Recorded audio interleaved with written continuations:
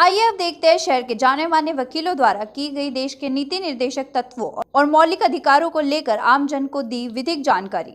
हमारी रिपोर्टर हर्षिता के साथ सीधी बात कार्यक्रम पार्ट 2 एवं इसका पार्ट 1 कल प्रसारित हो गया था।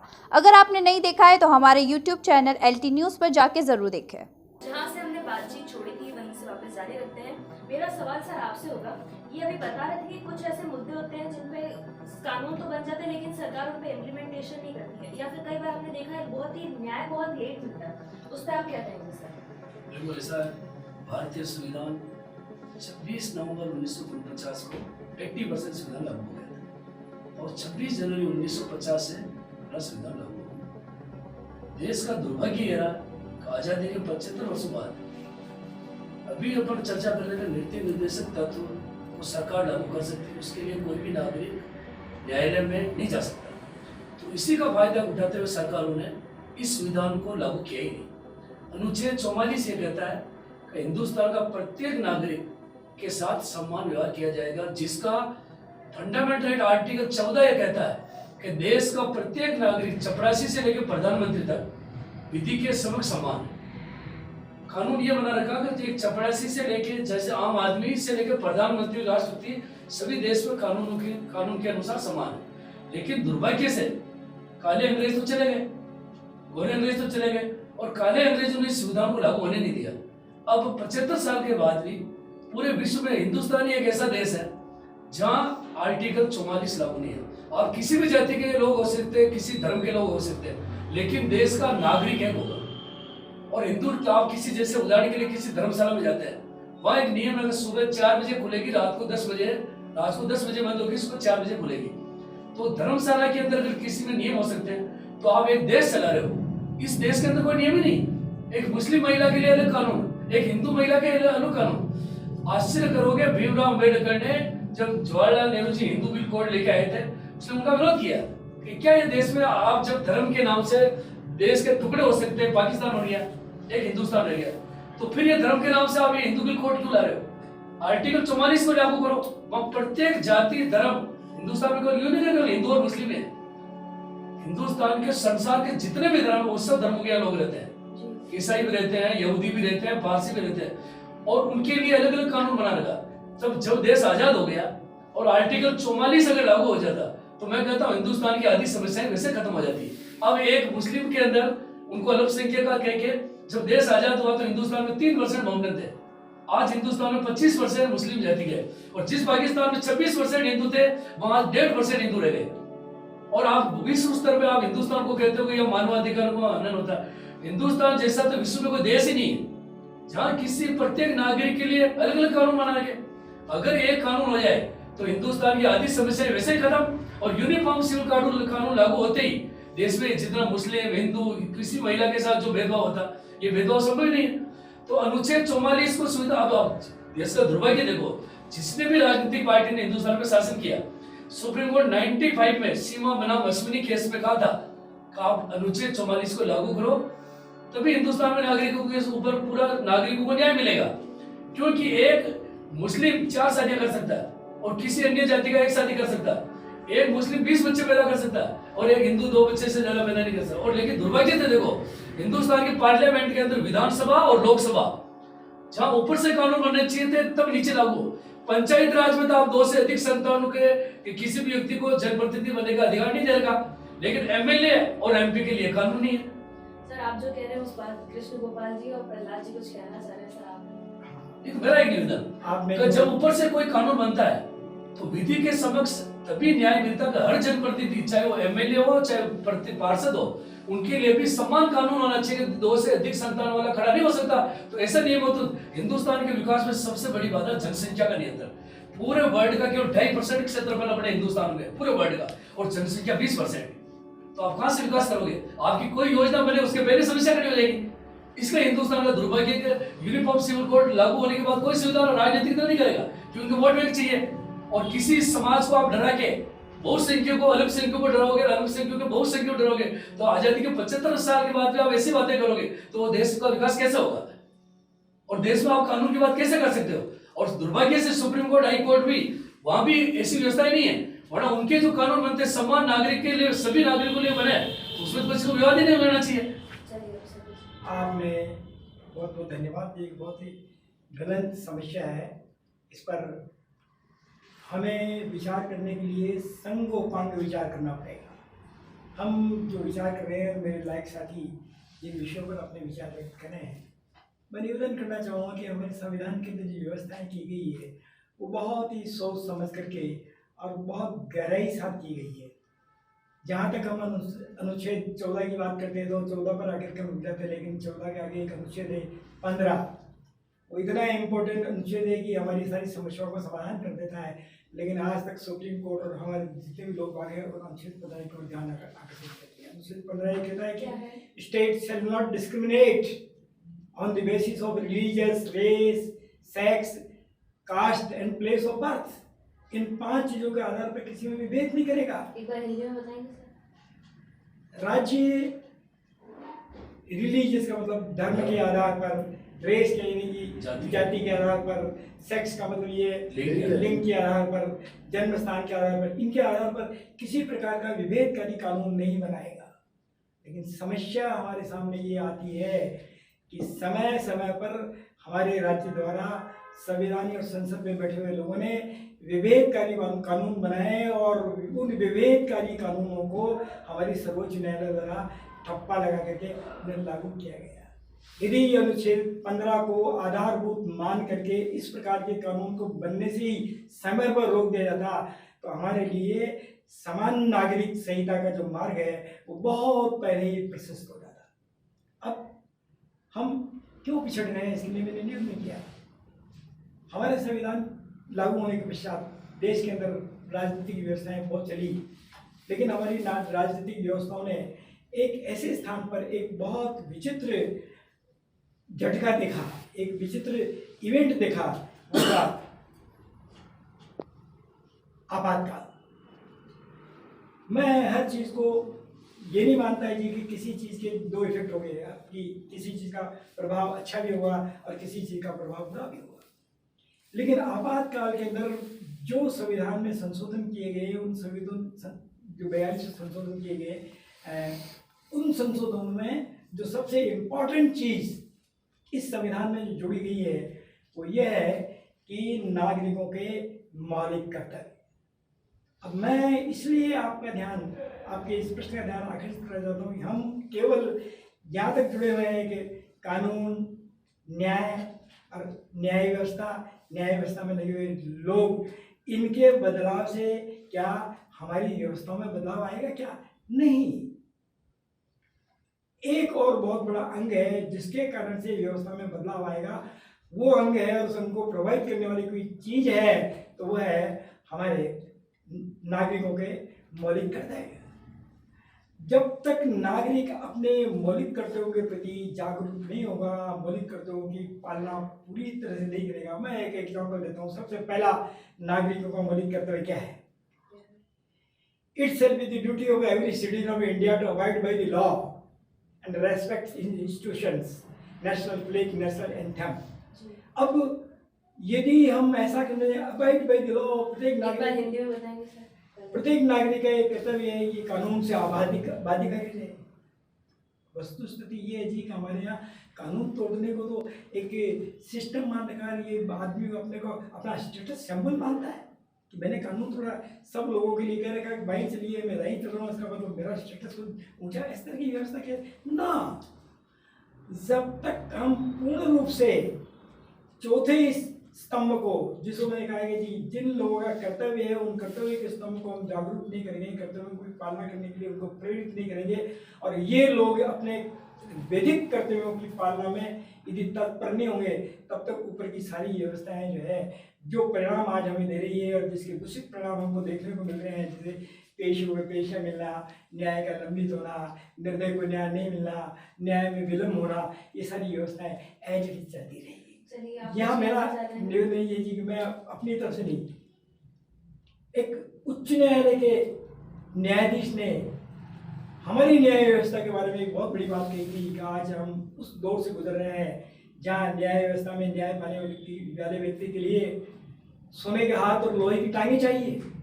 क्या मतलब है इसका, सोने के हाथ में? सोने के हाथ का मतलब ये है कि जिम्मा धनाढ़ अच्छा पूरा होना व्यक्ति चाहिए। होना चाहिए और लंबे समय तक मुकदमे लड़ने की उसमें क्षमता होनी चाहिए। ये व्यवस्था ये जब उच्च न्यायालय का न्यायाधीश अपनी अनुभव के आधार पर ये व्यवस्था कहते हैं कि हमने जो है न्याय व्यवस्था को ऐसी बना दिया है जिसके अंदर केवल वही आदमी न्याय प्राप्त कर सकता है जिसके सोने के हाथ हो और लोहे की टांग। निर्धन को न्याय के लिए तो हम बिल्कुल पिछड़ गए हैं। इस सवाल पे हम आएंगे, एक बार प्रहलाद को कुछ कहना चाह रहे हैं। अभी मेरे लायक साथी सोलंकी जी ने कहा कि नागरिक कर्तव्य, अभी हम कर्तव्यों की चर्चा कर रहे थे। थोड़ी देर पहले चर्चा हो रही थी नीति निर्देशक तत्व, वो राज्य के कर्तव्य और ये नागरिक कर्तव्य है। ये नागरिक कर्तव्यों को बयालीस से संविधान संशोधन के बाद जोड़ा गया था। माननीय अम्बेडकर जी और संविधान सभा ने नागरिक कर्तव्य क्यों नहीं जोड़े, इस पर चर्चा होना बहुत जरूरी है। हम ये बताना चाह रहे हैं नागरिक कर्तव्य इसलिए नहीं जोड़े गए थे कि संविधान सभा ने महसूस किया था कि अभी तक आजादी के आंदोलन में हमारे लोगों ने समझा ही नहीं है कि रूल ऑफ लॉ क्या है, हम अपना शासन कैसे चलाएंगे और ब्रिटानी शासन था वो कैसे था। तो नागरिक कर्तव्य और नीति निर्देशक तत्वों में जब तक कोऑर्डिनेशन नहीं होगा, सत्ता के भी अपने कर्तव्य, उनको अपने कर्तव्यों का भी पालन करना चाहिए। राजधर्म जिसको बोलते हैं, राजधर्म का यदि सत्ता पालन नहीं करती है और नागरिकों को उपदेश देती है कि नागरिक अपने कर्तव्यों का पालन करे तो ये बेजा होगा। राजधर्म का ये पालन करना चाहिए कि एक जो राज्य कर रहा है उसकी नागरिकों के प्रति क्या जिम्मेदारी है, क्योंकि वो जनता का प्रतिनिधि है और जनता का प्रतिनिधि का दायित्व है कि जन भावनाओं के अनुसार शासन करे, न कि जीतने के बाद अपनी भावनाओं को जन भावना बतावे। क्योंकि हिंदुस्तान की जो हमारी चुनाव व्यवस्था है उसमें 37% वाला भी जो वोट हासिल करता है वो बोलता है कि जनता मेरे साथ है, और 67% वोट लेने वाला संयुक्त विपक्ष बोलता है कि हम जनता के वोट को हासिल नहीं कर पाए। तो हमारी चुनाव व्यवस्थाओं में सबसे बड़ा संशोधन ये होना चाहिए कि जिसको 51% वोट नहीं मिलते हैं वो बहुमत से कैसे शासन कर सकता है। बहुत ही ट्रैक से राजनीतिक भटक मुद्दा गई है। है बातचीत, पूरी तरह से ट्रैक से हट चुकी नहीं, है। हम वापस ये कानूनी मुद्दा है फैलाते हैं। कि वो आदमी वहाँ ईमानदार कैसे हो जाता है जी एक सर, एक बात हम ही। बात को यहाँ पे उस बात को यहाँ पे छोड़ते हैं क्योंकि बातचीत थोड़ी ट्रैक से दूर जा रही है। यहाँ पर सबसे शांत अभी महावीर जी हैं। तो सर मैं आपसे ये सवाल जानना चाहूंगी कि कई बार ऐसा हमने देखा है कि कोर्ट में कोई अपनी अर्जी लेके गया, उसके साथ न्याय हुआ और कुछ टाइम बाद पता चलता है कि वो जो न्याय है वो गलत है। तो सर अगर गलत न्याय हो गया किसी के साथ तो फिर वो क्या करे? फर्स्ट ऑफ ऑल तो न्याय किसी के साथ गलत नहीं होता है, जी ठीक है। और जो आदमी की फैसला आया है, ठीक है, उसको जानकारी मत है कि यार फैसला ये नहीं आना चाहिए वो आना चाहिए, ठीक है। तो उस फैसले की वो आगे हायर कोर्ट में अपील कर सकता है। जो भी वो हायर कोर्ट है, अगर वो सेशन में है तो हाई कोर्ट में कर सकता है, हाई कोर्ट में है कोई फैसला आया तो सुप्रीम कोर्ट में जा सकता है। उसके लिए रास्ते खुले हुए हैं। और फर्स्ट ऑफ ऑल जो फैसला आता है उस समय उसका एडवोकेट होता है। हर आदमी को विधि का ज्ञान नहीं है, ठीक है। तो एडवोकेट अगर गलत आए तो वो सेम टाइम उसकी अपील करेगा।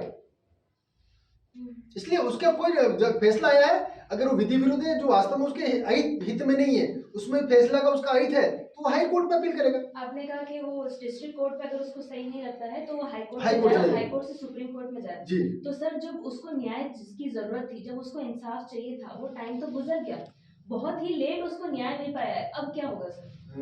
एक चीज बताऊं मैं कि भारतीय कानून व्यवस्था का एक बहुत बड़ा दुर्भाग्य होगा जो मैं खुद ने महसूस किया। न्यायालयों से सिर्फ और सिर्फ फैसले मिलते हैं, सिर्फ और सिर्फ फैसले, न्याय नहीं मिलता। आप मुकदमा हार गए जीत गए, इट्स ओके। जैसे कि छोटे से एग्जांपल लेते हैं, हस्बैंड वाइफ का डिस्प्यूट हुआ, खर्चे के लिए 125 कंपनसेशन लगा दिया या जो भी लगा दिए, और फिर 498 लगा दिया, इसका लगा दिया, जो भी मुकदमे चले। ऐसे मुकदमे चलते चलते 8-10 साल हो गए और 8-10 साल बाद वो लड़की जीत जाती है, ठीक है। अब क्या वो जिंदगी की शुरुआत पिछले 10 साल के साथ पीछे जाके कर सकती है क्या? उसके लाइफ के तो जो गोल्डन 10 ईयर थे, वो लड़का हो या लड़की हो, वो निकल चुके हैं। तो फैसला मिल जाएगा, न्याय नहीं। मैं इसे न्याय नहीं मानता हूं। तो इसके लिए क्या चेंजेस होने एक चाहिए? मैं आपको बहुत बड़ी बात है, हमारे साथी महावीर जी ने सही कहा, सस्ता न्याय, शीघ्र न्याय, सुलभ न्याय दुर्लभ हो गया। ये बहुत अच्छी बात कही सर, एक बार वापस दोहराएं। सस्ता न्याय, शीघ्र न्याय और सुलभ न्याय तीनों दुर्लभ हो गए। अभी मेरे साथी ने बोला था, जिसके लोहे के पैर हो और सोने के अंदर सोने का खजाना हो, वो ही सुप्रीम कोर्ट तक लड़ाई लड़ सकता है। तो आज मैं सबके सामने एक मुद्दा खड़ा कर रहा हूं। देश का जो गरीब व्यक्ति है, देश का जो दलित व्यक्ति है, जो वंचित व्यक्ति है, जिसको हम बोलते हैं डिप्राइव्ड क्लास, जो समाज का वंचित व्यक्ति, चाहे आर्थिक रूप से वो वंचित हो, सामाजिक दृष्टि से वंचित हो या सांस्कृतिक दृष्टि से वंचित हो, उसको भी न्याय मिलना चाहिए। तो मैं बताना चाह रहा हूं कि विधिक सेवा प्राधिकरण अधिनियम 1987 में बना और उसने एक जिम्मेदारी ली कि हम 3 काम करेंगे। एक तो लीगल लिटरेसी, पूरे देश भर में हम विधिक जागरूकता अभियान चलाएंगे। दूसरा एक और तय हुआ कि जो लोग वंचित वर्ग है, राजस्थान के अंदर 3 लाख से जिसकी आय कम है, उस पुरुष को लीगल एड में फ्री वकील की सुविधा उपलब्ध करवाई जाएगी। पर मेरी एक मान्यता, यहाँ एक प्रश्न चिन्ह खड़ा हो गया, फ्री लीगल एड में उसको वकील उसकी पसंद का नहीं मिलेगा, जिसको विधिक सेवा प्राधिकरण पैनल से देगी, उससे वो मुकदमा लड़ाएगा। चाहे मैं कह रहा हूं साहब मैं आपका फ्री मुकदमा लड़ने को तैयार हूं, तब भी वो मुझे केस नहीं देंगे, क्योंकि वो कहेंगे आप पैनल में वकील नहीं है। मगर वो कह रहा साहब मुझे इन पे भरोसा है, ये मेरा केस लड़ सकते हैं और मैं उसी रेट पे लड़ने को तैयार हूं, तब भी वो मुझे पैनल लॉयर नहीं बनाते हैं। तो यही अन्याय शुरू हो जाता है। तो मेरी मान्यता है लीगल एड में उसको वकील उसकी पसंद का मिलना चाहिए, चाहे फीस कुछ भी दो या नहीं दो। तीसरी चीज एक और आ रही है, हमारा लीगल अवेयरनेस, लीगल एड, और तीसरा है लोक अदालत और स्थायी लोक अदालत। हम इसकी बात करते हैं तो मैं स्थायी लोक अदालत का 17 के अंदर सदस्य मनोनीत हुआ था। राज्य विधिक सेवा प्राधिकरण ने मेरे को नियुक्त किया था। तो अब सबसे बड़ा बात यह, लोक अदालत का क्या उद्देश्य है? जिन मामलों में राजीनामा हो सकता है उन मामलों में राजीनामा कराना। पर सरकारें यदि संवेदनशील हो, जिम्मेदार हो, तो 70% मामलों में राजीनामा हो सकता है। पहला काम। दूसरा काम है लोक अदालत का एक और, प्री लिटिगेशन, जो अदालत में मामले आज तो नहीं है पर भविष्य में खड़े होने वाले हैं, उन विवादों को भी यदि हम उसी स्तर पे निपटा दें, मुकदमा पूरे स्टेज पे, तो ये भी लोक अदालत का बहुत बड़ा उद्देश्य हो सकता है। जो भविष्य में विवाद आने वाले हैं, तो हम इसकी कोशिश करें कि लोक अदालत के आधार पे इस मामलों का निस्तारण करें। और सस्ता न्याय, शीघ्र न्याय, सुलभ न्याय, लोक अदालत, स्थायी लोक अदालत और दूसरे अल्टरनेटिव प्लेटफॉर्म पे दिए जा सकते हैं, ऐसा मैं सोचता हूँ। चलिए सर, आपने कहा कि सस्ता न्याय और ये जो आपने बातचीत कही, तो आप सब यहाँ पे वकील हैं और एक बहुत ही बड़ा ब्लेम आप कह सकते हैं कि वकीलों पे है कि न्याय मिलता नहीं है टाइम पे, क्योंकि वकील चाहते नहीं है। वकील चाहते हैं कि जितना लंबा केस चलेगा उतना ज्यादा उनके बेनिफिट होगा। सर इस पे आप क्या कहेंगे? बिल्कुल। अच्छा, आप बताना चाहते हैं। बहुत ही सुंदर प्रश्न पूछा है आपने, और हमारे भी प्रश्न है और हम सब लोग इस प्रश्न से आम जन जो है ना पीड़ित है। मैं ये निवेदन करना चाहता हूँ कि आज़ादी के बाद हमने जिस आधुनिक लोकतंत्र की नींव हमारे देश में रखी है और उसमें जो रूल ऑफ लॉ, एक आधुनिक विधि को हमने अंगीकार किया गया है, लंबे समय से हम उस विधि का उपयोग 2 कामों के लिए करते चले आ रहे हैं, जिसमें मैं अपनी भाषा में कहता हूँ वेपन्स एंड टूल्स। जब किसी देश की विधि का उपयोग उस देश के व्यक्ति हथियार और उपकरणों के रूप में उसका उपयोग करते रहेंगे, तब न्याय व्यवस्था, न्याय के समक्ष जितनी भी चीज़ आती है उनके लिए बड़ी दुविधाजनक हो जाती है। आज मैं छोटा सा एग्जाम्पल दूँ, मेरे पास एक क्लाइंट आया जिसके किसी सामने वाले व्यक्ति ने एक थप्पड़ मारी और वो मुझे कहता है कि आप तो ऐसा मुकदमा बनाओ कि उसके खिलाफ जो है अटेम्प्ट टू मर्डर का मामला बन जाए। अब मैं उसके खिलाफ अटेम्प्ट टू मर्डर का मामला बना रहा हूँ क्योंकि मैं वकील हूँ, क्योंकि मेरे क्लाइंट की इच्छा ये थी। अब न्यायालय के अंदर जब ये मामला जाएगा तो न्यायालय को ये तय करना पड़ेगा कि क्या मुलजिम तो कहेगा कि मैंने तो क्यों थप्पड़ी मारी है, वो कहेगा नहीं साहब इसने तो मेरे अटेम्प्ट टू मर्डर किया। तो सामान्य क्षति और अटेम्प्ट टू मर्डर, इन दोनों के बीच के अंदर जो रस्साकशी होगी न्यायपालिका की, उस रस्साकशी में आप सोचिएगा कि न्यायाधीश को उचित स्थिति तय करने में कितना लंबा समय लगेगा। तो ये स्थिति इसलिए आती है कि मैंने जो निवेदन किया है कि हमारे नागरिक, देश की व्यवस्था का जो आधारभूत ढांचा है वो हमारा नागरिक है। ये जितनी भी संस्थाओं में जितने भी लोग पहुंचते हैं, ये सारे के सारे लोग पहुंचते हैं इसी इसी संस्था से यानी नागरिकों के द्वारा ही पहुंचाए जाते हैं। यदि हमारे नागरिकों का आचरण, नागरिकों का व्यवहार, नागरिकों की व्यवस्थाएं, नागरिकों की सोच और विधि के प्रति उनका दायित्व और निष्ठा और अपना कर्तव्य यदि अच्छा होगा तो हमारी सारी व्यवस्थाएं आमूल ऑटोमेटिकली परिवर्तन हो जाएगी। यदि हमने इस नीचे के तत्व को ध्यान में लिया, मैं एक छोटा सा उदाहरण दूँ। एक सरपंच के साथ एक बार मारपीट हुई। मेरे पास एक मामला आया था, सरपंच के साथ मारपीट हुई थी। उसमें 6-7 लोग थे, जिसमें एक महिला भी थी। पुलिस ने उस मामले में क्या किया, अब मैं ज़्यादा नहीं कहना चाहता हूँ, सब जानते हैं पुलिस क्या करती है। नहीं, आप पूरा कहो ना। क्या करती है, 4-5 लोगों को तो अपने लेवल पर छोड़ दिया और उस महिला को मुलजिम बना करके न्यायालय में पेश कर दिया। न्यायालय में वो मुलजिम महिला जो गई, 5 साल बाद जज साहब ने उसका फैसला किया। फैसला करने के लिए कहा कि हाँ मैडम, हम आपको दोषी मानते हैं, लेकिन आपका पहला अपराध है, इसलिए आपको 250 रुपये का जुर्माना करके छोड़ दें। अब हमारे यहाँ पिछले लंबे समय से विधिक जागरूकता अभियान चल रहा है न्यायपालिका का, और करोड़ों रुपए का बजट इस सरकार ने उस पर खर्च कर रखा है। मैं ये उदाहरण इसलिए दे रहा हूँ कि हम न्यायिक शिक्षा कैसे दे रहे हैं, उसका एक ज्वलंत उदाहरण ये मेरा ये है। और उस लेडी ने क्या कहा जज को हम भगवान करे आप थानेदार बन दो। जज साहब ने कहा थानेदार बन जाओ, ऐसे कैसे करा। वो थानेदार अच्छा है जिसने नीचे ही 4 लोगों को छोड़ दिया और 15 दिन में ही छोड़ दिया, और आपको एक लेडीज़ को इस अपराध में छोड़ने के लिए 5 साल लगे। इसलिए तो यही मैटर करनी हुई। अब यही बात खत्म नहीं हुई। अब उसने जब जुर्माने के पैसे जमा कराए तो उसके पास 500 रुपये थे। 500 रुपये उसने रीडर साहब को दिए कि भाई आप जमा करना है। रीडर साहब के पास खुले नहीं थे, उन्होंने कहा बैठो आप, थोड़ी देर बाद मैं दे देता हूँ। अब वो बैठी रही 2 घंटे से, उसको पैसे नहीं मिले। तो आई वो रीडर के पास में और उसने एक कस के झापट रीडर के मारी। उन्होंने कहा एक तो ठंड उसके सरपंच की मारी जी, उसके 250 रुपये, और एक तेरे लगा रही हूँ उसके 250 रुपये, 500 ही जमा कर लेना। तो हमने क्या लिटरेसी की है, क्या समझाया है लोगों को। 5-5 साल तक न्यायालय में आने के बाद भी हमारा मुलजिम न्याय के बारे में कुछ नहीं समझा। तो मेरा ये निवेदन करना है कि मौलिक रूप से जब तक हम नागरिकों को अच्छी तरह से लॉ के बारे में व्यवस्थित तो जानकारी नहीं देंगे। अब जिस सिस्टम के लिए हम बात कर रहे हैं, हम सर सवाल बदल गया। आप कह रहे हैं कि नागरिकों को जागरूक करना होगा। बहुत जरूरी है। मेरी सवाल ये है कि नागरिक तो अपना जो उसका जो दिक्कत है उसको वो लेकर के जा रही हो कोर्ट में, क्योंकि उसको और क्या पता है कि जो करेंगे भाई कोर्ट वाले करेंगे हमारे साथ इंसाफ। इसका जवाब मैं पर देता वो हूँ। टाइम कितना लग रहा है? इसका जवाब मैं देता हूँ कि देश में जो कानून व्यवस्था है उसके अनुसार 99% मैटर तो कोर्ट में जाते नहीं।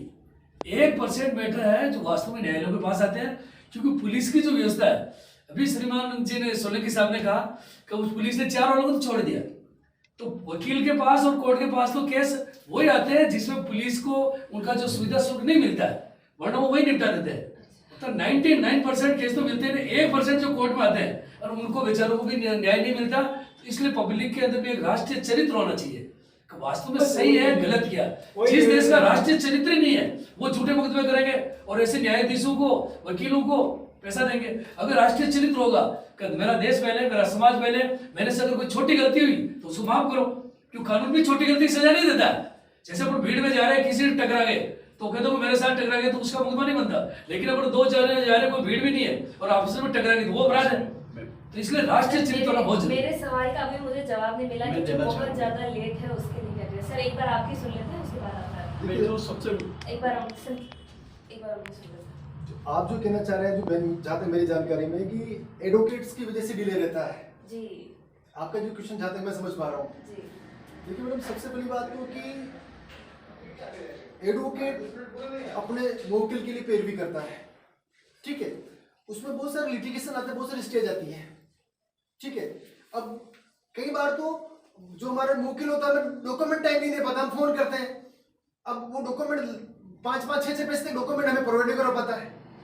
अब जब तक हमारे डॉक्यूमेंट प्रोवाइड नहीं आएंगे तो हम न्यायालय में कैसे पेश करेंगे, ठीक है। डॉक्यूमेंट आता है तो कुछ और चीजें रह जाती है। कोई भी एडवोकेट नहीं चाहता कि उसके क्लाइंट को डिले हो, कोई भी एडवोकेट नहीं चाहता, क्योंकि उसको फीस वही मिलने वाली है। इसका मैं एग्जांपल देता हूं, मैंने किसी एक्स पर्सन का मुकदमा लिया और पूरा मुकदमा लड़ने की मुझे 10,000 फीस मिलने वाली है, 10,000। अगर उस मुकदमे को मैं 2 साल में खत्म कर देता हूं तो मुझे 10,000 2 साल मिल जाएंगे, और उसी मुकदमे में 10 साल में खत्म करता हूं 10 साल में मुझे 10,000 मिलने वाले हैं। तो अल्टीमेटली कोशिश एडवोकेट तो ही करते हैं कि उस मुकदमे का जल्दी जल्दी निस्तारण हो। लेकिन वकील बनना आप भी मजा कह है। रहे कुछ बोलना हैं एक सेकंड, हाँ आपके पास आ रहे हैं। आप भी कह रहे हैं कि लोगों की वजह से डिले होता है, आप भी कह रहे हैं कि लोगों की वजह से डिले होता है, आप भी कह रहे हैं वकील की कोई गलती नहीं होती। वकील की गलती नहीं वकील होती। की ऐसा गलती नहीं है। तो आप क्या कहेंगे? मैं ये दूसरी ये बात बोल रहा हूँ। काफी देर मैं से ये नहीं कहना कह रहा चाह हूँ। एक मिनट, ये काफी देर से मैं कहना चाह बहुत देर से इस मुद्दे को सुन रहा हूँ। हाँ मैं विधि का व्याख्याता भी, मैं विधि व्याख्याता हूँ, एडवोकेट भी हूँ और बेंच का मेंबर भी रहा हूँ, तो मुझे तीनों जगह काम करने का अवसर मिला है। तो मैं एक चीज बताना चाह रहा हूँ कि अदालत में जो 4 करोड़ मुकदमे पेंडिंग है, पूरे हिंदुस्तान में 4 करोड़ के करीब मुकदमे पेंडिंग है, तो उसमें क्या हम किसी एक संस्था को टारगेट करके जिम्मेदार ठहरा सकते हैं?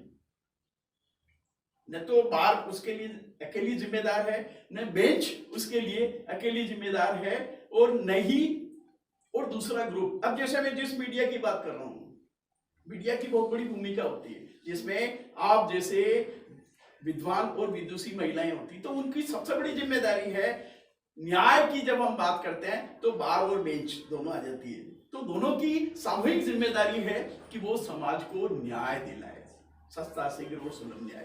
तो जो दिक्कत आ रही है वो सबसे बड़ी बात आ रही है, अभी सुप्रीम कोर्ट ने 2-4 दिन पहले एक जजमेंट दिया है कि जैसे डॉक्टर अपनी सेवाओं के जो नेग्लिजेंसिया होती है या लापरवाही होती, उसके लिए डॉक्टर जिम्मेदार है। तो सुप्रीम कोर्ट ने क्वेश्चन खड़ा किया, क्या वकील लोग अपनी सेवाओं के लिए या कोताही के लिए, लापरवाही के लिए जिम्मेदार है या नहीं? और उन्होंने जजमेंट दिया कि सभी सेवा प्रदाताओं की तरह वकील भी यदि लापरवाही से गैर जिम्मेदाराना व्यवहार करता है, अपने प्रोफेशनल इथिक्स का पालन नहीं करता है, मिसकंडक्ट करता है, तो उसके लिए वो जिम्मेदार है। Bar bench relation and professional ethics जो कानून बना हुआ है, उसमें भी सबकी जिम्मेदारी है कि उन्हें अपने प्रोफेशन को हाई डिग्निटी के हिसाब से, हमारा जो व्यवसाय वकील का व्यवसाय कौन सा है, हाई डिग्निटी एंड नॉलेज, हमारे पास में नॉलेज और डिग्निटी दोनों है, तो हमें अपनी डिग्निटी के अनुसार काम करना चाहिए, न कि हम अपनी डिग्निटी को डैमेज करके काम करें, तो न्याय होगा। हम अपने प्रोफेशन की इज्जत बढ़ा सकते हैं। एक जमाना था जब बाजार के अंदर वकील निकलते थे तो बुजुर्ग से बुजुर्ग व्यक्ति भी खड़े होकर उनको नमस्ते करते थे। तो हमें अपनी खोई प्रतिष्ठा को फिर हासिल करना है, तो हमें न्याय दिलाना पड़ेगा, चाहे हमको संघर्ष करना पड़े, सड़क से लेके संसद तक हमको वकील को न्याय दिलाने में अपनी अहम भूमिका आपके वकील को न्याय दिलवाना है, वकील की जिम्मेदारी है कि वो न्याय दिलाए, चाहे संसद से सड़क तक लड़ना पड़े, वकील की जिम्मेदारी को न्याय दिलाए। आपने जो एक, मैं आप ही से सवाल कर रही हूँ, आपने अभी कहा था कि जो आपकी फीस तय होती है वो पूरे मुकदमे में सेम फीस रहेगी, भले वो कितने ही साल चले। जी जी। लेकिन हमने ऐसा कई बार देखा भी है, बल्कि लाइव भी देखा है कि हर पेशी के हिसाब से आपकी फीस तय होती है। सर एक बिल्कुल बात, और हमने कई सारी मूवीज भी ऐसी देखी, पिक्चर भी ऐसी देखी, जिसमें वकीलों का क्या होता है मानसिक विचार, वो उसमें काफी दिखाया है। अब मैं इसके लिए मैं आपको क्लियर करूँ मैडम कि अगर अपन चाय पीने की इच्छा हो जाए पांचों की कि अपन चाय पीने चल रही है, नियरेस्ट जो बाहर चाय की थड़ी है उस पर 5 रुपए में हमको चाय का कप मिल जाएगा। उससे थोड़े टंगांगे स्टैंडर्ड की दुकान पर जाएंगे, 10 रुपए में चाय कप मिल जाएगा। एक अच्छा रेस्टोरेंट में जाएंगे अपन तो 50 रुपए उसी चाय कप का लेंगे, और 2 स्टार 3 स्टार में जाएंगे और 200 रुपए कप का लेंगे, और वही 5 स्टार में जाएंगे 500 रुपए एक कप चाय का लेंगे। चाय वही मैम आसाम वाली चाय है, लेकिन हर एक की अपनी अपनी फीस है। चाय का स्वाद अलग हुआ तो? नहीं, चाय सेम रहती है मैम, वो पहले इसका पैसा लगता है। आप आप एडवोकेट जा रहे हो, किस हायर सीनियर एडवोकेट के पास जा रहे हैं, एक जूनियर एडवोकेट उसके हिसाब से फीस डिमांड करेगा। दूसरी बात है, आपने कहा कि हर एक पैसे की अलग अलग फीस रहती है, तो वो क्लाइंट एक्सेप्ट करता है हमारे डील को कि मैं पर अपीयरेंस ये फीस लूंगा, पर अपीयरेंस, ठीक है। तो जब हमारी डील क्लियर हुई कि मैं पर अपीयरेंस से फीस लूंगा, तो उसको पे करनी है। पर उसके पास और कोई चारा भी तो क्या है, या तो अगर उसे केस जीतना है, अगर उसे चाहिए इंसाफ, तो उसे वकील की तो माननी पड़ेगी कि वही उसके लिए तो नहीं, मैं एक सुझाव दे सकता हूं। मैं इसके लिए हाँ ठीक है। तो पहली चीज तो ये, दूसरी चीज जो मैं बता रहा था साहब से कि एक तो मुवक्किल, दूसरी इसके लिए सबसे बड़ी जिम्मेदार राजस्थान सरकार।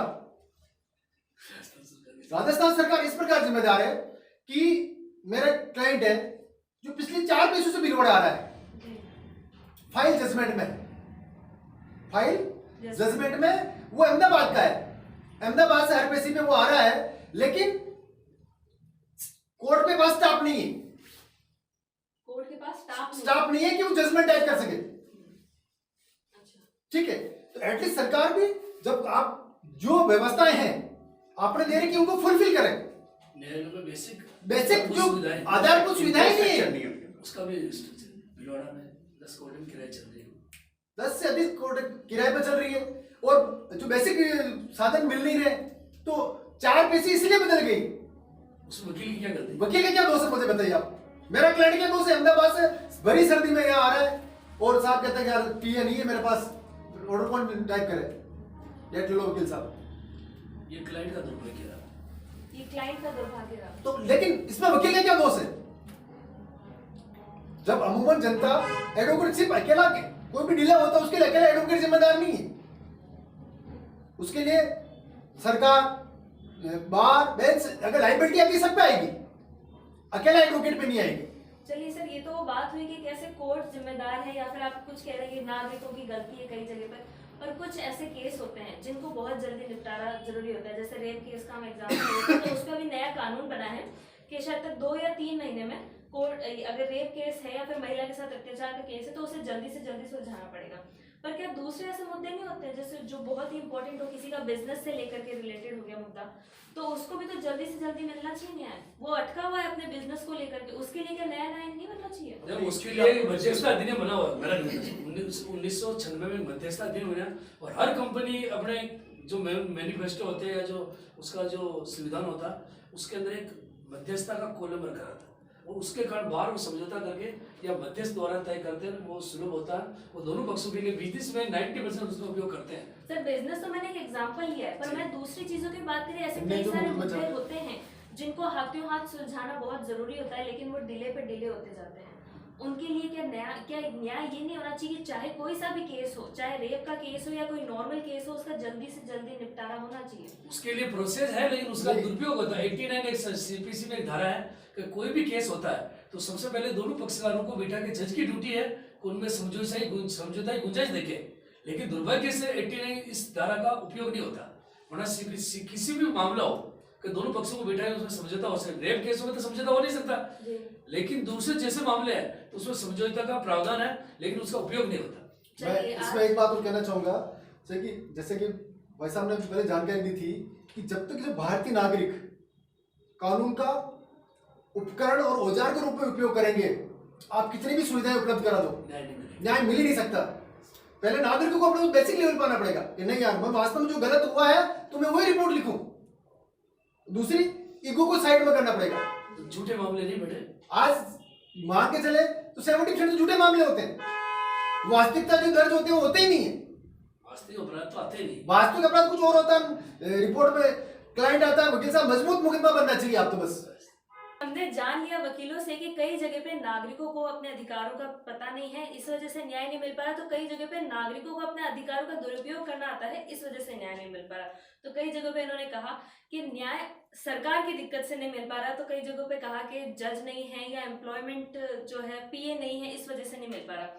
आज हमने इनसे कुछ मुद्दों पर ही बात करी है, बहुत ही कम मुद्दों पे बात हो पाई, बहुत ही कम बात हो पाई है। आप देख सकते हैं कि अभी सभी को काफी कुछ अपने चीजें हैं, बातचीत है जो रखनी है।